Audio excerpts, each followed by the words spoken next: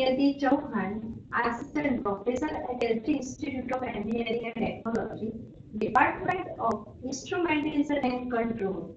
Our subject is Safety Instrumented System. Unit 2, Design Life Cycle. So let's start. What is designing? A design is a plan or specification for the construction of an object or system or for implementation of the activity or process or the result of that plan or specification in the form of a prototype, product or process. Designing a single component may be a relatively simple matter, one that a single person can handle. Designing any large system, however, whether it's a car, computer, or an airplane, is typically beyond the ability of any single individual. The instrument or control system engineer should not feel that all the tasks associated with designing a safety instrumented system are his or her responsibility alone because they are not responsible for it. The design of a system, including a safety instrumented system, require a multidisciplinary team. Next is hindsight and foresight. What is hindsight? The understand that you have of a situation only after it has happened.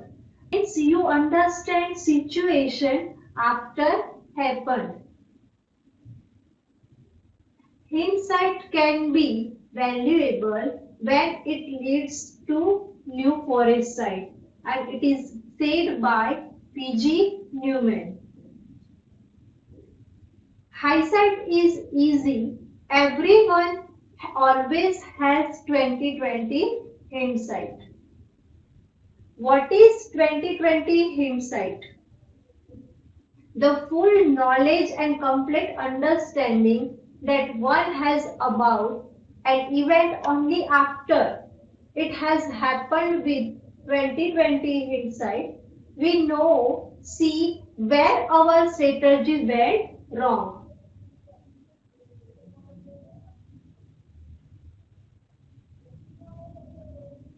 Next is foresight. The ability to see what will probability happen in future and to use this knowledge to make careful plans. Okay. So now we know difference between hindsight and foresight. Hindsight, that means understand situation after happened, and foresight, that means we can thinking for future. Foresight is required overall with today's large high-risk system. We simply can't afford to design large petrochemical plant by trial and error. Okay. The risks are too great to learn that way. We have to try and prevent certain accidents. This is the subject of system safety.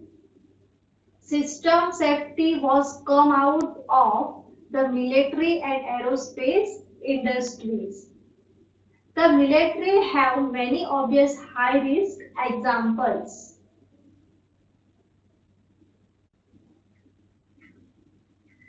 Next is findings of HSE. Full form of HSE is Health and Safety Executive.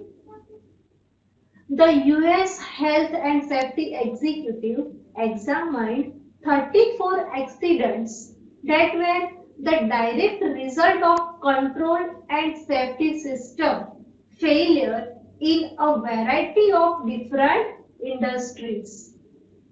Their things are summarized in figure 1. Due to specifications, 44% accidents happened. Changes after commissioning 20%. Due to design 15%. Operation and maintenance through 15%. Installation and commissioning through 6%. The majority of accidents, 44%, were due to incorrect and incomplete specifications.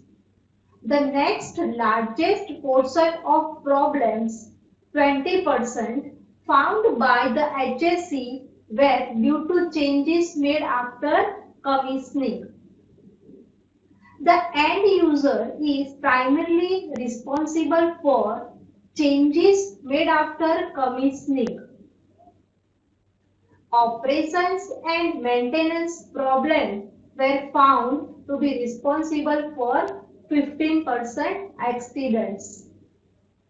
There have been cases where technicians fixed one item only to introduce a problem elsewhere in the system. In other cases, they thought they fixed the item under consideration and they actually didn't. End users are primarily responsible for operation and maintenance. Design and implementation errors accounted for 15% of problems. This is about only error that falls within the vendor or system integrated. There have been cases where specifications were correct, but the system supplied did not meet at least one of the requirements and was not truly tested in order to reveal this flaw. A relatively small percentage of errors, 6%, were tracked back installation and commissioning terms. The committees writing the different industry standards and guidelines realized this and attempt to cover all of the bases. This next will be attempt to do the same. Design life cycle. Life cycle design is environmentally sound design of product based on the whole life cycle starting from exploitation and processing of raw material, pre-production, production, distribution to use the returning material back into the industrial cycles. So here you can see figure 2. Figure 2 show the life cycle steps as described in the ANSI/ISA 84.00.01 2004 in bracket IEC 61511 more standard. This should be considered one example only. So you can see in figure 2. First, in design cycle, first we do planning, then after analyze, then design, and then after implementation, and then after maintenance. So this is a closed loop cycle.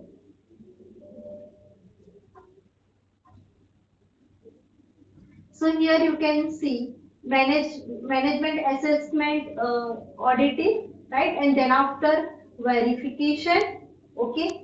So after verification, we will start our design life cycle from number 8, okay. Hazard and risk analysis. After hazard and risk analysis, next is allocation of safety layer. Allocation safety layers we are dividing in two parts, right? If safety required, then go in forward path, okay? And other means risk reduction, so we will go through the another path and returning in this path, okay? So if safety requires, then next is design engineering, okay? And if risk reduction, then follow the another path, okay? Right?